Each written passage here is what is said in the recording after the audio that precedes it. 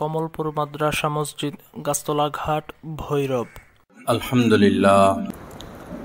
আলহামদুলিল্লাহ ওয়া কাফা ওয়া সালামুন আলা ইবাদিহিল্লাযীনা ইসতাফা, আম্মা বা'দ। ক্বালা আন-নাবিয়্যু সাল্লাল্লাহু তাআলা আলাইহি ওয়াসাল্লাম, মান সামা রমাযানা ঈমানান ওয়া ইহতিসাবান গুফিরা লাহু মা তাকাদ্দামা মিন যামবি ওমান কামা রমাযানা ঈমানান ওয়া ইহতিসাবান গুফিরা লাহু মা তাকাদ্দামা মিন যামবি আও কামা ক্বালা আন-নাবিয়্যু সাল্লাল্লাহু তাআলা আলাইহি ওয়াসাল্লাম। আল্লাহুম্মা সাল্লি আলা সাইয়্যিদিনা ওয়া মাওলানা মুহাম্মদ ওয়া আলা আলি সাইয়্যিদিনা ওয়া মাওলানা মুহাম্মদ ওয়া বারিক ওয়া সাল্লিম। রাসূল করিম সাল্লাল্লাহু তাআলা আলাইহি ওয়াসাল্লাম বলেন, যে ব্যক্তি রমজান মাসে ঈমান সহকারে সওয়াবের আশায় রোজা রাখবে, আল্লাহ পাক তার পিছনে সমস্ত গুনাহ মাফ করে দিবেন।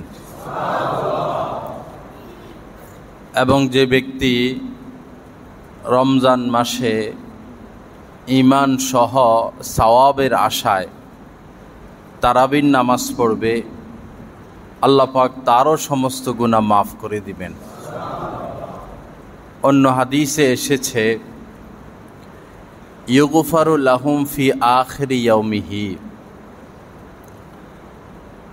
রমজান মাসে প্রতিদিনই আল্লাহ পাক অসংখ্য মানুষকে মাফ করতে থাকেন, প্রতিদিনই। তো বিশেষ করে শেষ রোজার দিন, ফি ইয়াউমি আখিরিহি, রমজান মাসের শেষ দিন, শেষ রোজার দিন যত মানুষ রোজা রেখেছে সমস্ত মানুষকে তিনি মাফ করে দেন।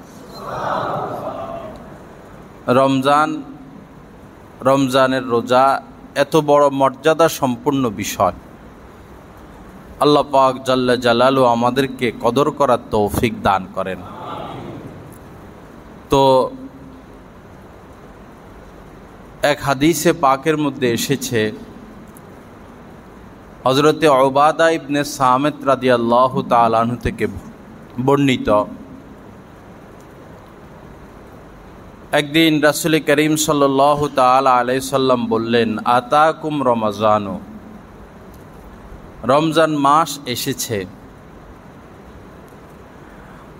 শাহরু বারাকাতিন, এই মাস বরকতে পরিপূর্ণ।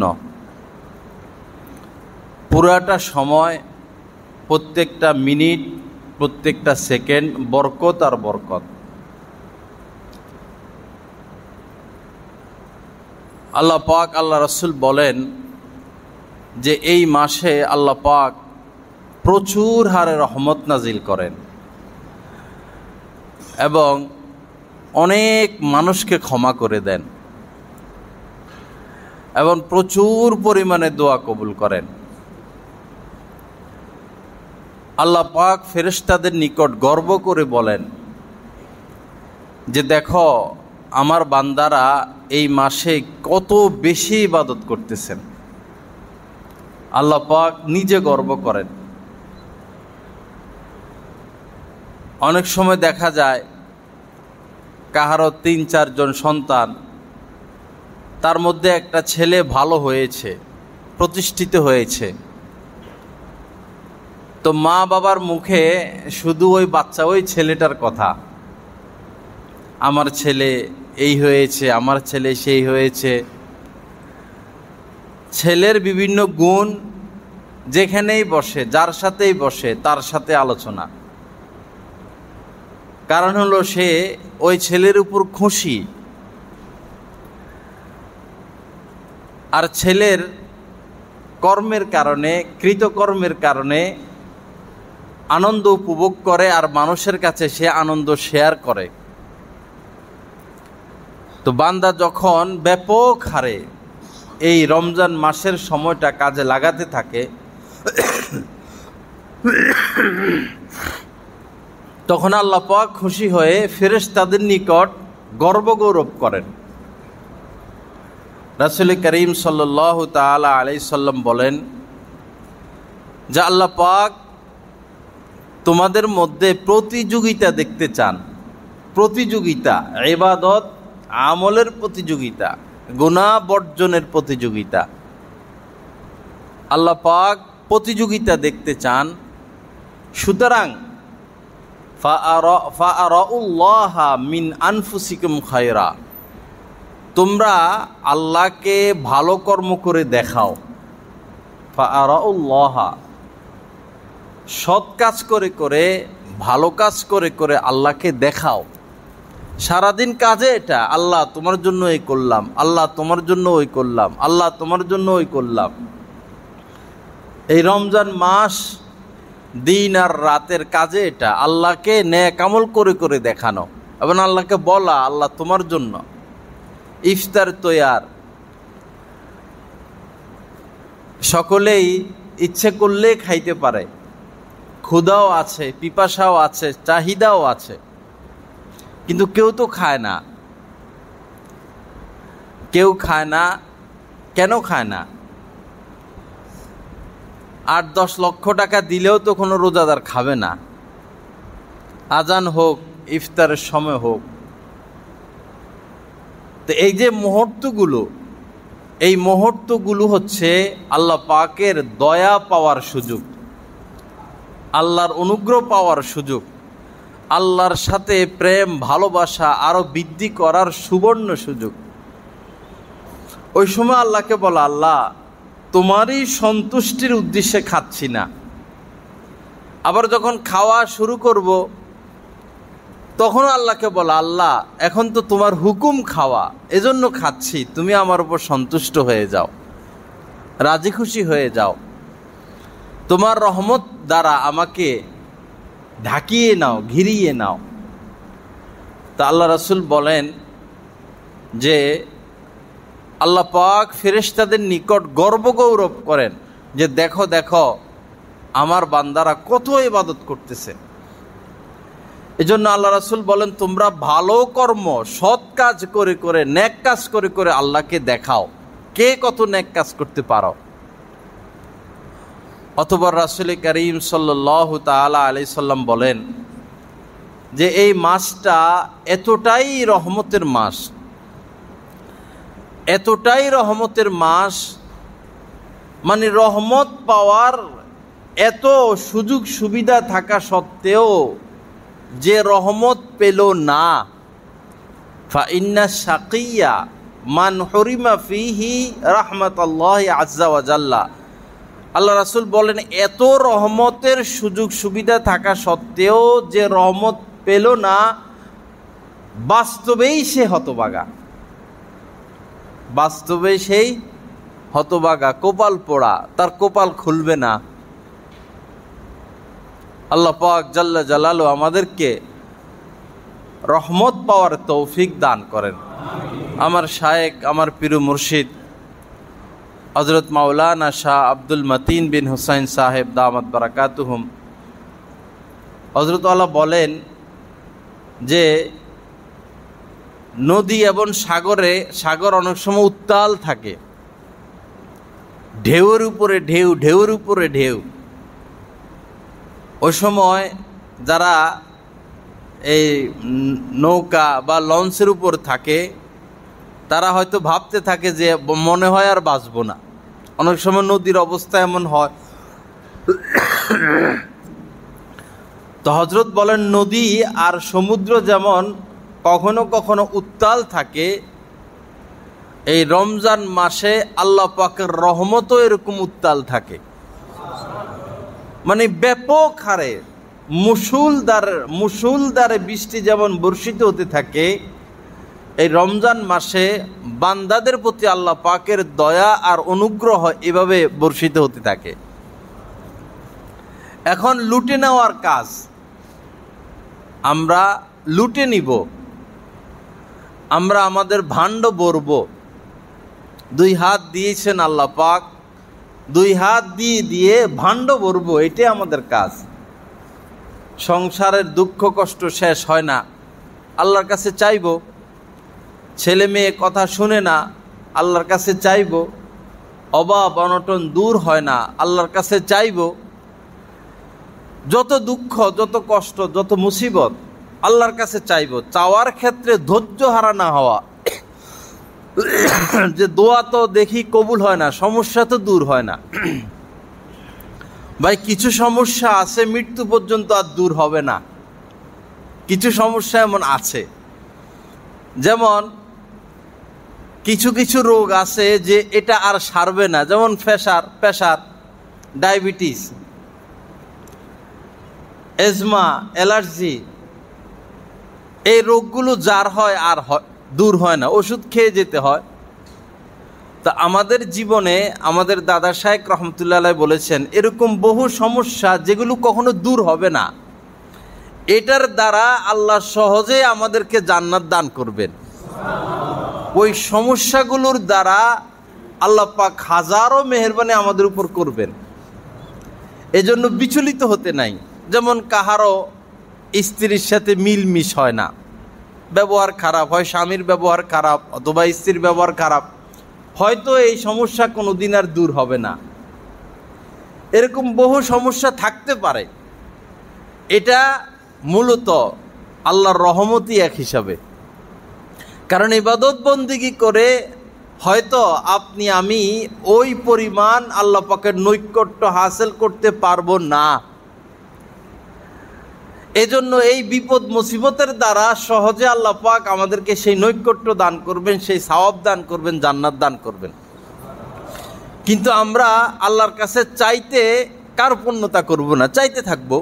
এটা না দিলে আরেকটা দিবেন, আরেকটা না দিলে আরেকটা দিবেন। আল্লাহ পাক জাল্লা জালালু আমাদেরকে তৌফিক দান করেন।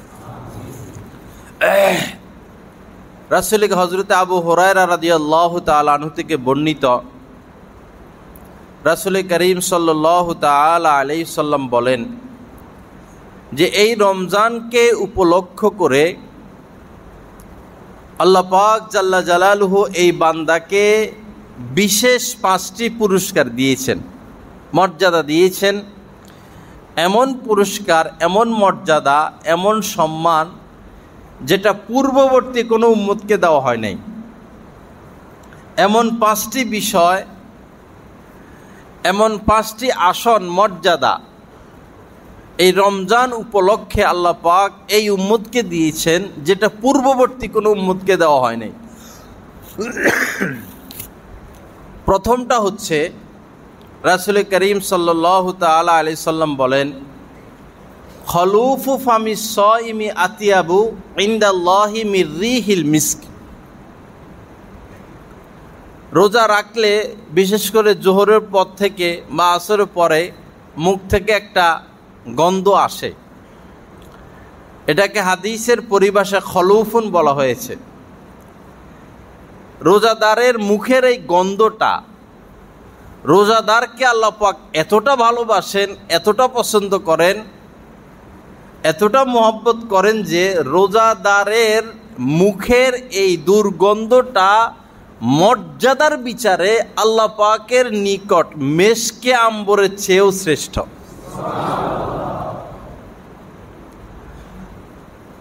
আপনি ঢাকা থেকে এসেছেন, মনে করুন 1 মাস পর, 1 সপ্তাহ পর, বা বিদেশ থেকে এসেছেন বা কোথাও থেকে আসলেন। আপনার ঘরে আপনার সন্তান রয়েছে, ছোট বাবু বা নাতি পুতি রয়েছে। তো তার শরীরে ময়লা, অনেক সময় দেখা যায় নাকে ময়লা, নাক থেকে ময়লা বাইর হচ্ছে। কিন্তু মা বাবা বাচ্চাকে হঠাৎ দেখার পর বা বাহির থেকে আসার পর ওই ময়লা সহই কোলে নিয়ে নেয়। ওই ময়লার উপরেই মা বাপ তাকে চুমু খেতে থাকে। ময়লা তখন আর মা বাবার নজরে ময়লা থাকে না। কেন? ভালোবাসার কারণে, মহব্বতের কারণে। রোজাদারকে আল্লাহ পাক এতটা মহব্বত করেন যে তার কোনো কিছুই আল্লাহ পাকের কাছে খারাপ লাগে না। সুবহানাল্লাহ। সে কি কালো না সুন্দর না গরিব, না ধনী, না রাজা, না প্রজা, না শিক্ষিত, না মূর্খ, এগুলো আল্লাহ পাক দেখেন না। রোজাদার রোজা রেখেছে, এখন সে আল্লাহর প্রিয় পাত্র। এ হচ্ছে প্রথম পুরস্কার। দ্বিতীয় পুরস্কার হচ্ছে অতাস্তাগফিরু লাহুমুল মালাইকাতু হাত্তা ইফতিরু। ইফতার করা পর্যন্ত ফেরেশতাগণ রোজাদারের জন্য দোয়া করতে থাকেন, মাপ চাইতে থাকেন। এটা আল্লাহ পাকেরই একটা ব্যবস্থাপনা। ফেরেশতারা তো নিজের থেকে কিছু করেন না, আল্লাহর নির্দেশেই করেন। আল্লাহ পাকই ফেরেশতাদেরকে এই কাজে লাগাইয়া দিছেন যে যারা রোজা রাখলো তাদের জন্য আমার কাছে মাপ চাইতে থাকো।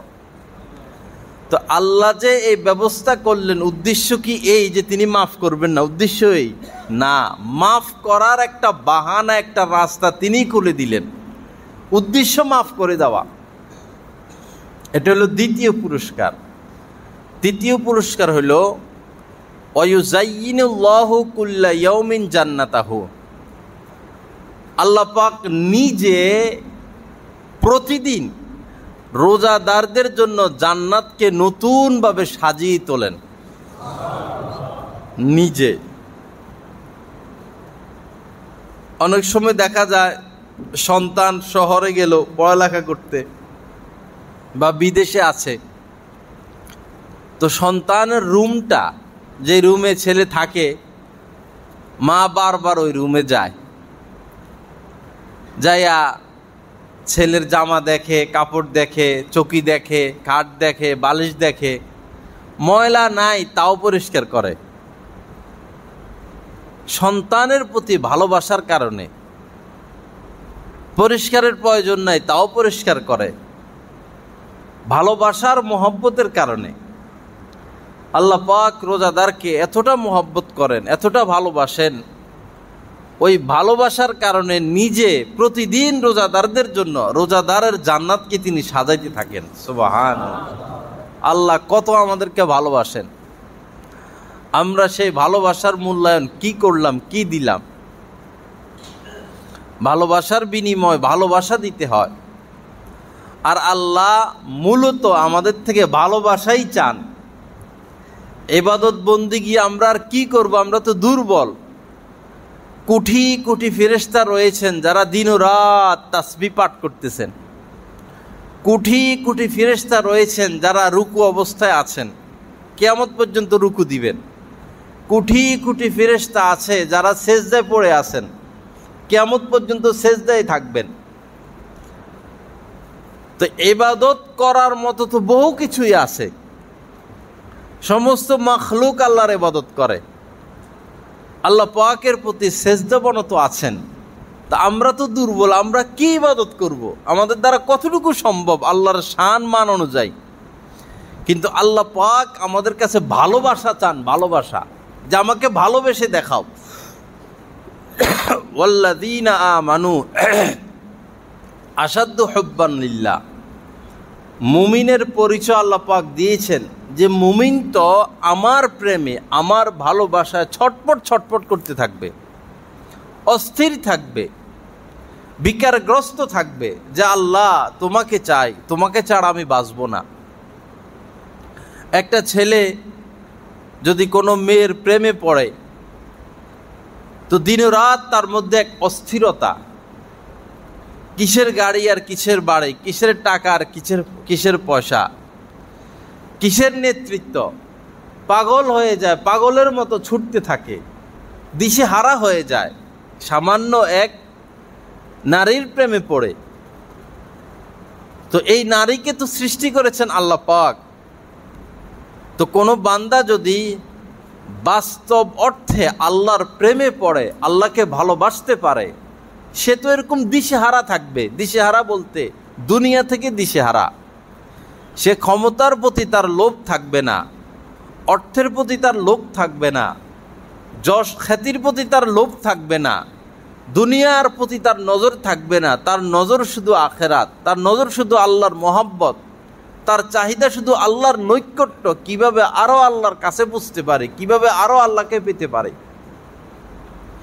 আল্লাহ পাক জাল্লা জালালু আমাদেরকে তৌফিক দান করেন, আল্লাহকে পাওয়ার তৌফিক দান করেন, আল্লাহ পাকের নৈকট্য অর্জন করার তৌফিক দান করেন।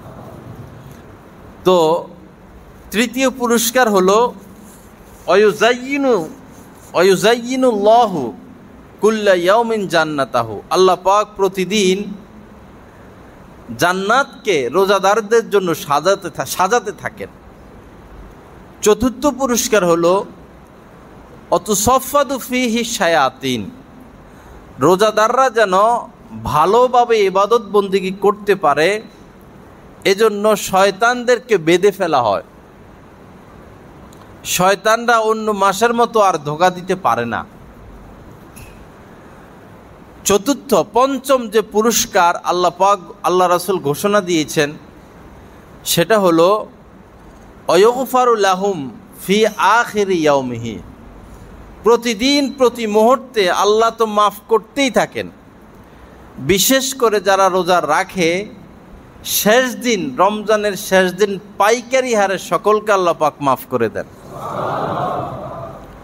আল্লাহ পাক জাল্লা জালালু আমাদেরকে আমল করার তৌফিক দান করেন।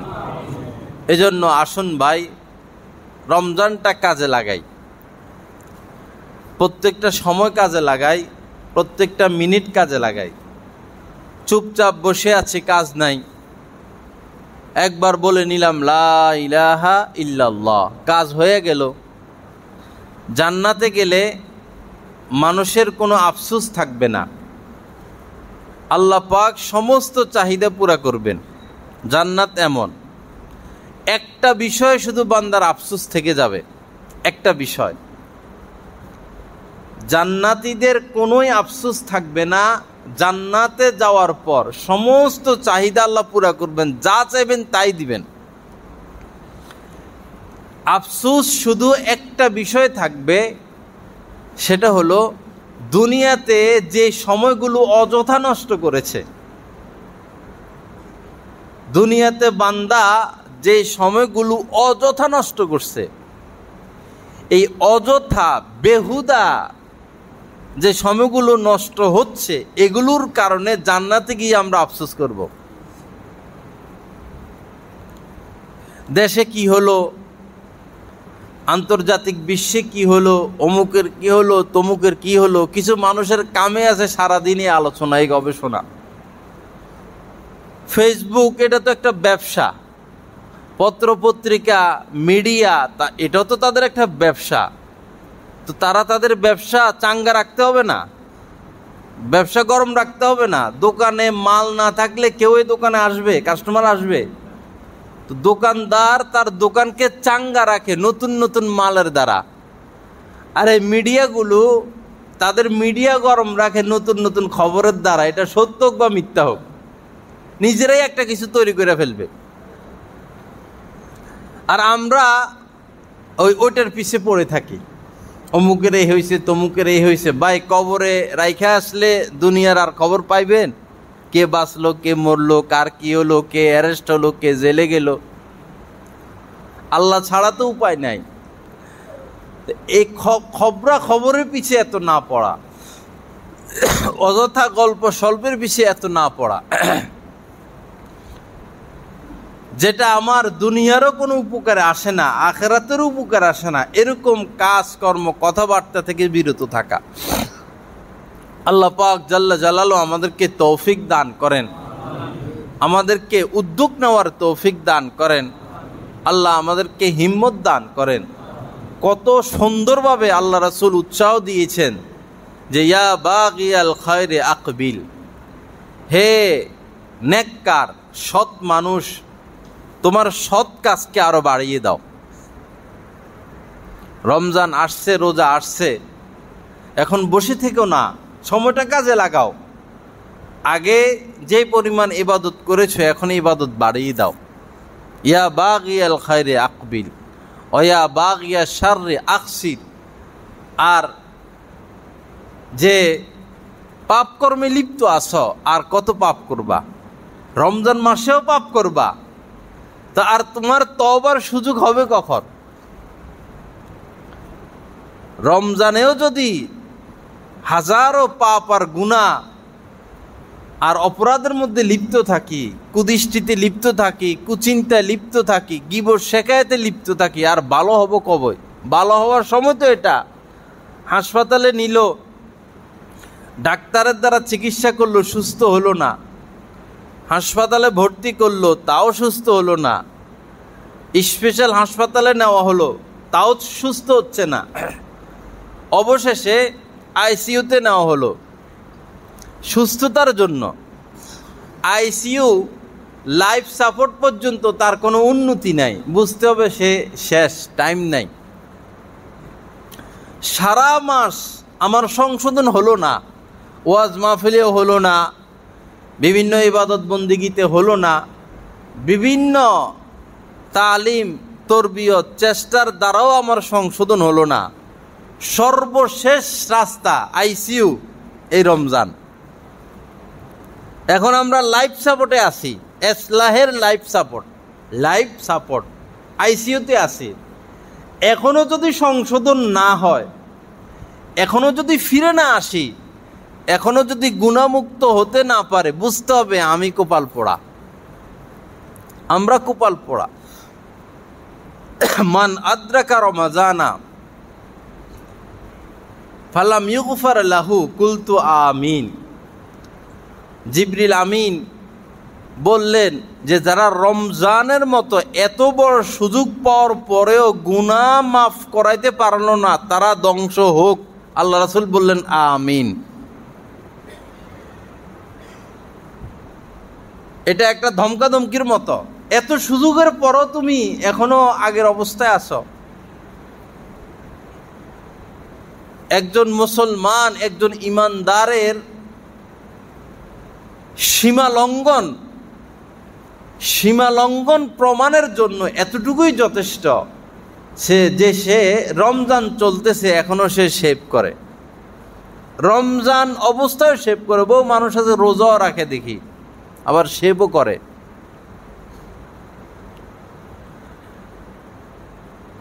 রোজা রাখে, ইফতার করে সুদের টাকা দিয়া, ঘুষের টাকা দিয়া। আপনার রোজার সওয়াব তো নষ্ট হয়ে যাবে। রোজা রাখতেছে, এখনো ব্যাংক থেকে সুদের টাকা উঠায়, এখনো সিসি উঠায়।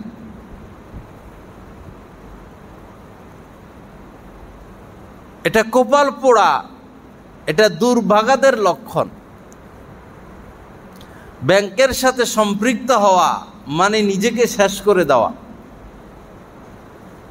সুদের সাথে সম্পৃক্ত হওয়া মানে নিজেকে শেষ করে দেওয়া। ইবাদত কবুল হবে না, ইবাদতের সওয়াব পাওয়া যাবে না। মৃত্যুর সময় ঈমান নিয়ে টানাটানি, কারণ আমি তো, আমার এই দেহ এটা তো সুদের টাকা দিয়ে বৃদ্ধি পাইছে। লা ইয়াদখুলুল জান্নাতা লাহমুন নাবাতা মিনাস সুহতি। যার দেহ লালিত পালিত হলো, বৃদ্ধি পেল, শরীরে শক্তি সঞ্চয় হলো, হারাম রিজিক খেয়ে, সুদের টাকা খেয়ে সে জান্নাতে প্রবেশ করবে না।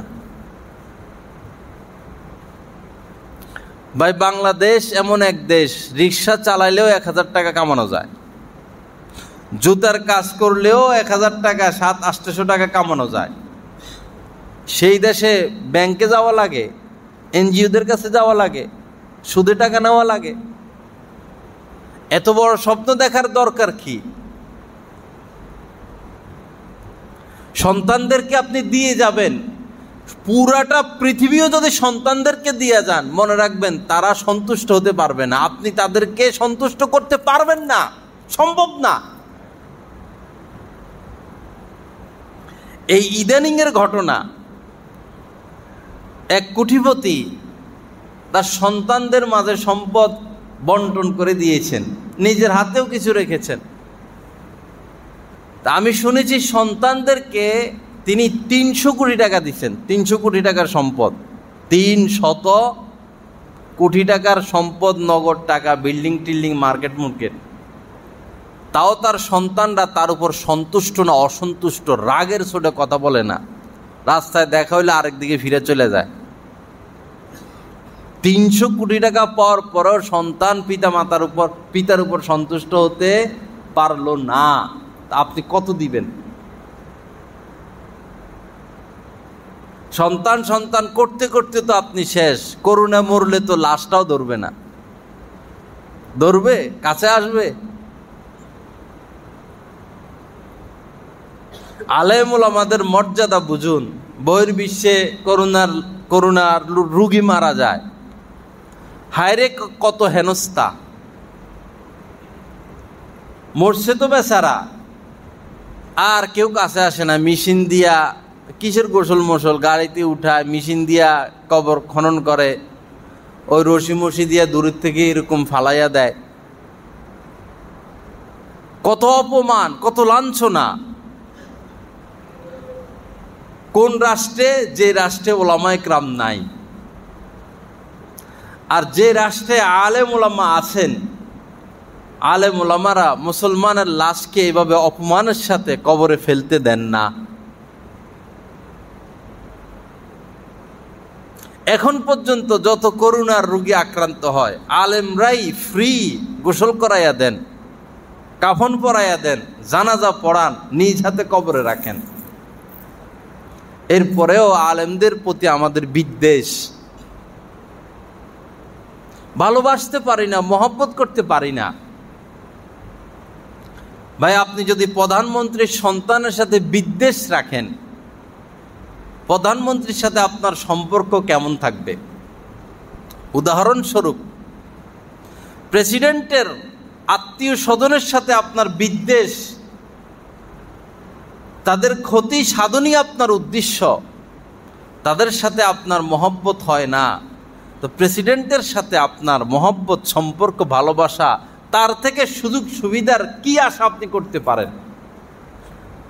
ওলামায়ে কেরাম, হক্কানি ওলামায়ে কেরামের ব্যাপারে আল্লাহ রাসূল বলেছেন খাসাতুহু, হক্কানি ওলামায়ে কেরাম আল্লাহ পাকের বিশেষ ব্যক্তি, আল্লাহ পাকের খাস লোক।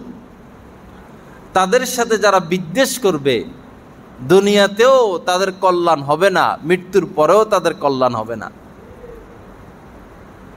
আল্লাহ আমাদেরকে হেফাজত করেন, আলেমদেরকে মহব্বত করার তৌফিক দান করেন। আল্লাহ রাসূল বলেছেন কুনা আলেমান, যদি সম্ভব হয় আলেম হয়ে যাও, সবাই আলেম হও।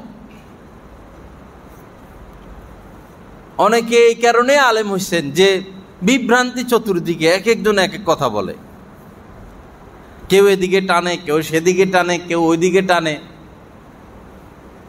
রাগ করে আলেম হইয়া গেছে।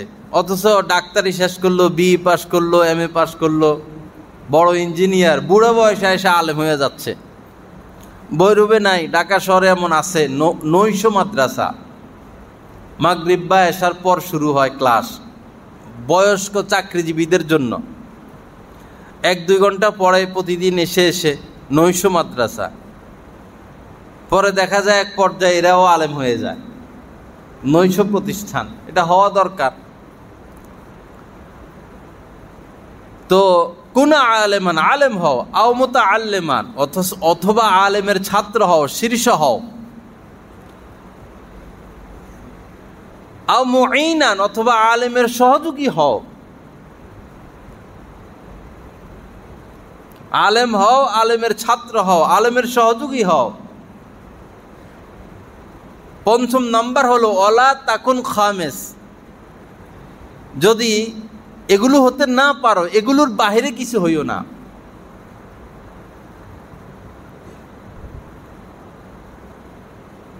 এছাড়া আমাদের কোনো রাস্তা নাই। আপনি অসুস্থ, আপনি ডাক্তারের মুখাপেক্ষী, উপায় নাই। আল্লাহ পাক বিষয়টা আমাদেরকে বুঝার তৌফিক দান করেন।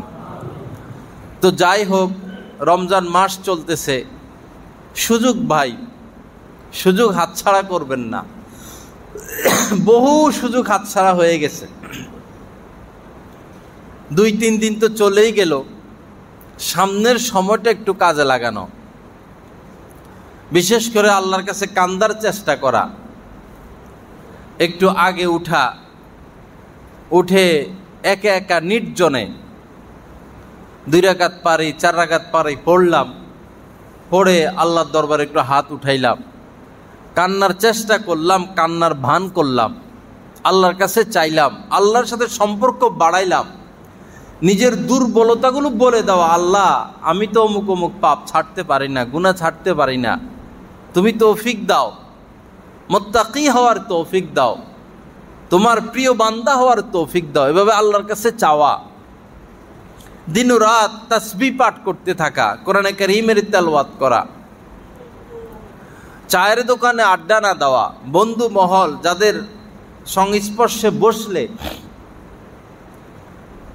আড্ডা হবে, গীবত শেকায়েত হবে, তাদের কাছে না যাওয়া, কাহারো প্রতি দুশ্মনী খতম করে দেওয়া, প্রতিশোধের ইচ্ছা আগুন নিভিয়ে দেওয়া। ভাই কয়জনের থেকে প্রতিশোধ নিবেন? আপনি প্রতিশোধ নিলে তো সেও আপনার থেকে প্রতিশোধ নিবে। এটার পিছে না পড়া, মাফ করে দেওয়া, মাফ করে দেওয়া, মাফ করে দেওয়া। এমন মন মানসিকতা তৈরি করা যে আমি রাস্তা দিয়ে হেঁটে আসলাম, কেউ আমাকে আশপাশ থেকে গালি দিল, আমার মন মানসিকতা এমন যে আমি ফিরেও তাকাবো না কে গালি দিল আর কে কি করলো। অথবা কেউ থুতু মারলো আপনাকে বিনা কারণে, আপনি এমন সুন্দর জীবন গ্রহণ করবেন, থুতু মারলো না ফুল মারলো, আমার সেটা দেখার সময় নাই, আমি তো আল্লাহর ইবাদতে ব্যস্ত থাকবো। অথবা কেউ জুতায় মারলো আপনাকে, মারুক না, আমি তো এটার বদলা আল্লাহর কাছে পাবো। আপনি ওই মুহূর্তে তাকে মাফ করে দেন মনে মনে, আর বলেন আল্লাহ তাকেও আপনি হেদায়েত দিয়ে দেন। এই না রাসূলের আদর্শ। হিংসা, বিদ্বেষ, দুশ্মনী, কারো ক্ষতি সাধন, এটা একজন সৎ মানুষের জীবন লক্ষ্য হতে পারে না। নিজের গদি ধরে রাখা, নিজের চেয়ার ধরে রাখা, কাহারো চাকরি খাওয়া, কাহারো বদনাম রটানো, কাহারো ক্ষতির পিছে লেগে থাকা, সারাদিন অমুকে এই করছে, তমুকে এই করছে। ভাই আমি কি ভালো?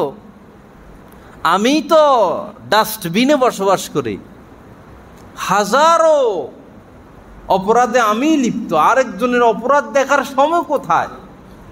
আমার জামাই ময়লা, আমার তো দায়িত্ব আমার জামা পরিষ্কার করা।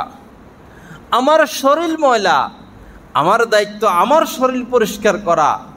আমি অসুস্থ, আমার দায়িত্ব আগে নিজের সুস্থতার ফিকির করার চেষ্টা করা। কার শরীর ময়লা, কার জামা ময়লা, এটার ধান্দা পরে। কু আনফুসাকুম, আগে নিজেকে জাহান্নামের আগুন থেকে বাঁচাও।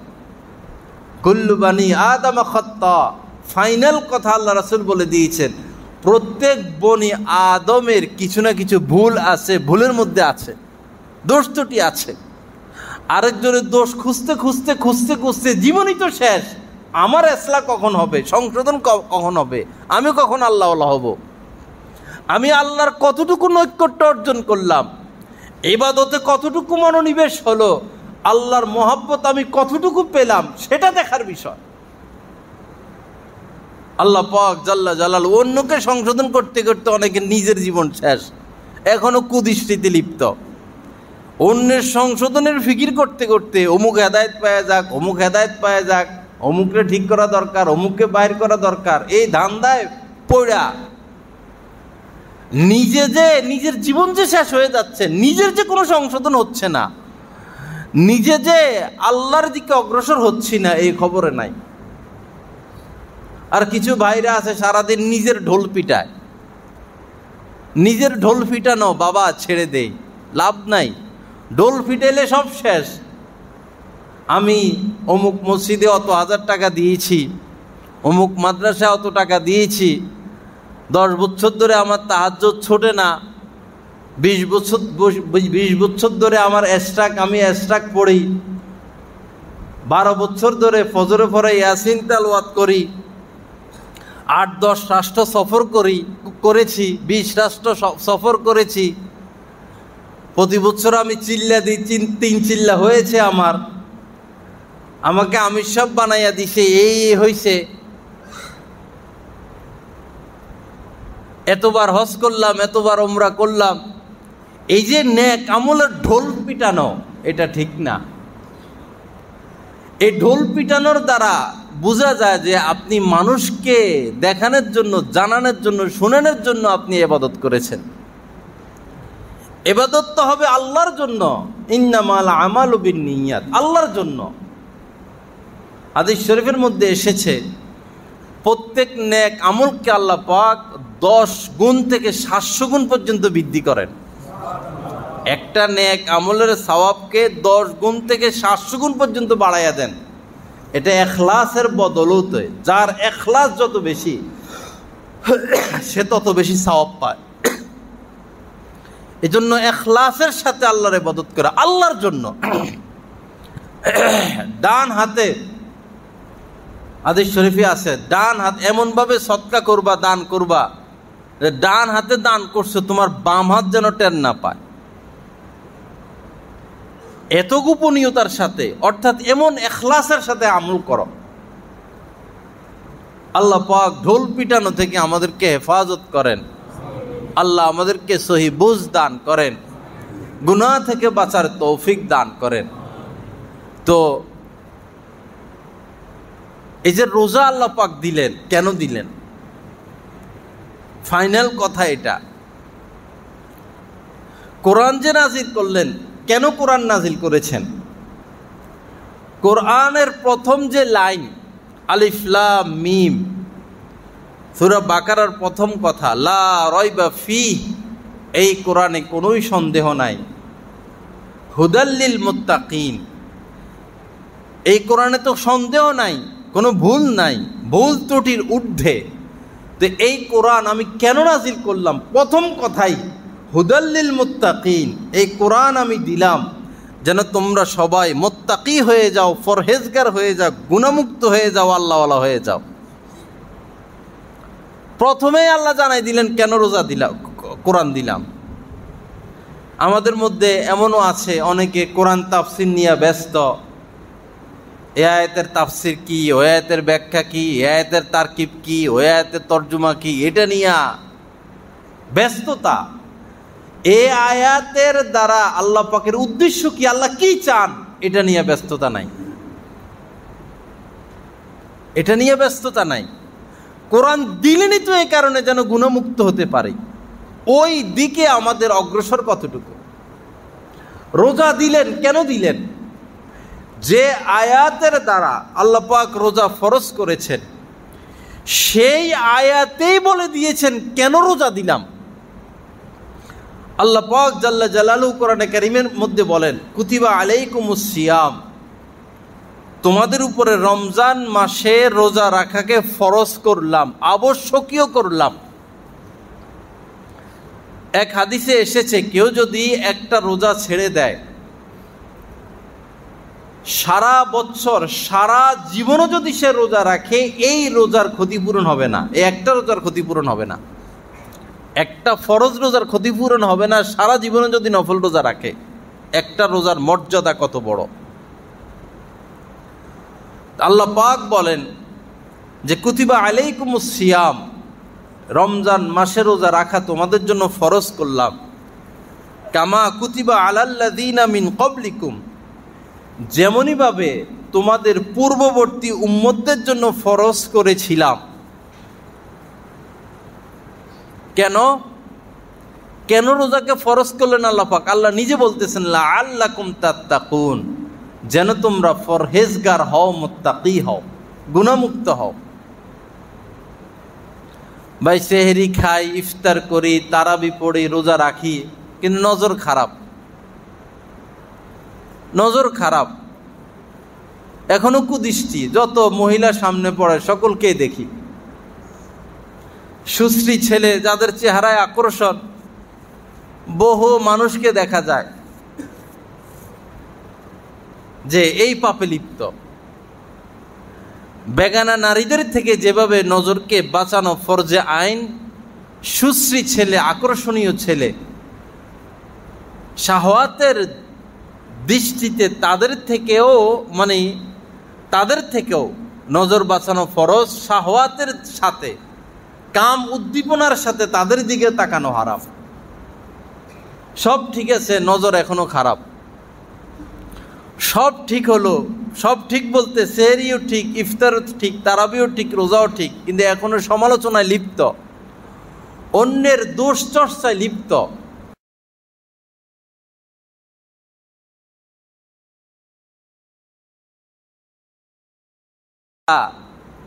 ছোটকালে আপনাকে কোলে নিয়েছে, কত প্রস্রাব দাদির কোলে করেছি, দাদার কোলে করেছি, কত কষ্ট দাদা দাদি নানা নানি খালা ফুফু তারা করেছে। আজ তাদের থেকে আমি দূরে, তো তারা তো কিছুই পেল না আমার থেকে। সাধ্য সমর্থ অনুযায়ী রমজান চলতেছে, সামনে ঈদ, আত্মীয় স্বজনের খোঁজখবর নিলাম, এক জোড়া কাপড়, এক জোড়া লুঙ্গি, কিছু নগদ হাদিয়া ঘরে ঘরে পাঠাইয়া দিলাম। এর দ্বারাও তো কিছু আত্মীয়তার সম্পর্ক আবার নতুনভাবে জেগে উঠে। ধনী হলেও হাদিয়া পেলে খুশি হয়। ভালো তাজা খেজুর ধনী মানুষ কিনতে পারে, কিন্তু আপনি হাদিয়া দিলে সে ঠিকই খুশি হবে। এটা একটা জাদু। তা যে সম্পর্ক নষ্ট করলো তার সাথে সম্পর্ক বাড়িয়ে নেওয়া। আল্লাহ পাক জাল্লা জালালু আমাদেরকে তৌফিক দান করেন। তো কথা শেষের দিকে, আল্লাহ পাক এই রোজা দিয়েছেন, এই কথা আজকের পুরা বয়ান মনে না থাকলেও এই কথা যেন মনে থাকে যে রোজা কেন দিলেন। লাআল্লাকুম তাত্তাকুন, লাআল্লাকুম তাত্তাকুন, লাআল্লাকুম তাত্তাকুন, এটা মুখস্থ করে ফেলবো। কোরআনের লাআল্লাহ এটা ইন্নার থেকেও আরো শক্তিশালী, ইন্নার থেকেও পাওয়ারফুল বেশি লাআল্লাহর। লাআল্লাকুম তাত্তাকুন, রোজা দিলাম নিশ্চিতভাবে যেন তোমরা সবাই মুত্তাকি হয়ে যাও, সমস্ত গুনাহ সমস্ত পাপ বর্জন করতে পারো। ভাই রমজান মাস, মাথায় টুপিটা রাখলাম, গায়ে একটা পাঞ্জাবি রাখলাম, কি হাফ শার্ট শুট পরে, ট্রাউজার পরে।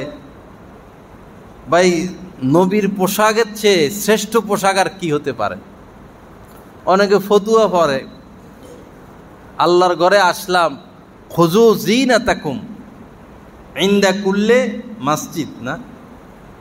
আল্লাহ পাক বলেছেন যখন নামাজ পড়বা, মসজিদে আসবা, নামাজে দাঁড়াইবা, এর আগে খুজু জিনাতাকুম, ভালো ভালো পোশাক পরো, সাজো, হাত পা ধো, হাত অজুর দ্বারা অঙ্গ প্রত্যঙ্গ পরিষ্কার করো, আর তওবার দ্বারা দিল পরিষ্কার করো, আর ভালো পোশাক পরো, খুশবু লাগাও, দাড়ি আশ্রাও, চুল আশ্রাও, তেল দাও, খুজু জিনাতাকুম, সর্বোচ্চ সাজে সাজো, এরপরে মসজিদে আসো। আল্লাহু জামিলুন ইউহিব্বুল জামাল, আল্লাহ সুন্দর, সুন্দর থাকা তিনি পছন্দ করেন। আপনি আপনার সন্তানরে কয়েক সেট জামা দিলেন, ক্রিম দিলেন, লোশন দিলেন, তেল, সাবান, সুঘ্রাণ সবই আছে, কিন্তু সে থাকে খবিজের মতো, দাঁত অপরিষ্কার, শরীরে দুর্গন্ধ, চুল এলোমেলো, ছেঁড়া পোশাক পরে, অপরিষ্কার অপরিচ্ছন্ন। আপনি সন্তানের উপর খুশি থাকবেন? কিরে তোর কিসের অভাব? তোরে তো সব দিলাম, জামা দিলাম, কাপড় দিলাম, তেল সাবান সবই আছে, তুই সাজগোজ কর, ভালো ভালো পরিষ্কার হয়ে আমার সামনে আয়, যেন তোরা আদর করতে পারে, ভালোবাসা দিতে পারে, ভালোবাসা বাড়ে। এটা তো আপনার চাহিদা, আল্লাহ পাকেরও চাহিদা এরকম। অঙ্গ প্রত্যঙ্গকেও সাজিয়ে গুজিয়ে রাখো, আর দিলটাকেও পরিষ্কার রাখো, দিলটাকেও পরিষ্কার রাখো। কাহার প্রতি হিংসা নাই, বিদ্বেষ নাই, নিজেকে বড় মনে না করা, নিজেকে নেককার ভালো মানুষ না বাবা, নিজেকে গুনাহগার ভাবো, পাপী মনে করো, অন্যকে বড় মনে করো, এবং আত্মার সমস্ত ব্যাধি থেকে নিজেকে মুক্ত করে আত্মাকেও সাজিয়ে রাখা। আল্লাহ পাক জাল্লা জালালু আমাদেরকে তৌফিক দান করেন।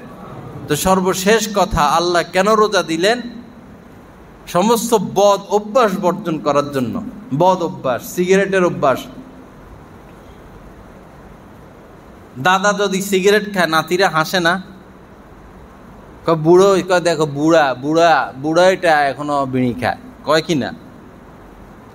বাপ যদি ধূমপান করে, ছেলে মেয়েরা সমালোচনা করে কিনা? তা আমি তো সমালোচনার পাত্র হলাম, উপহাসের পাত্র হলাম, এটা তো লজ্জা। আমার তো বিষ খেয়ে মরা উচিত, আপনার তো বিষ খেয়ে মরা উচিত। আপনি আপনার সন্তানরা জানে আপনি বিড়ি সিগারেট খান, এর চেয়ে লজ্জা আর কি হতে পারে? আল্লাহ আমাদেরকে হেফাজত করেন, আল্লাহ হেফাজত করেন, আল্লাহ হেফাজত করেন। আল্লাহ পাক আমাদেরকে হিম্মত দান করেন। এটা তো ছোট একটা পাপ, আরো যত পাপ আছে। এই রোজা আল্লাহ পাক দিলেন এই উদ্দেশ্যে, সমস্ত বদ অভ্যাস, সমস্ত পাপ থেকে যেন আমরা পরিষ্কার হতে পারি। আল্লাহ পাক জাল্লা জালালু আমাদেরকে সমস্ত পাপ মুক্ত হওয়ার তৌফিক দান করেন।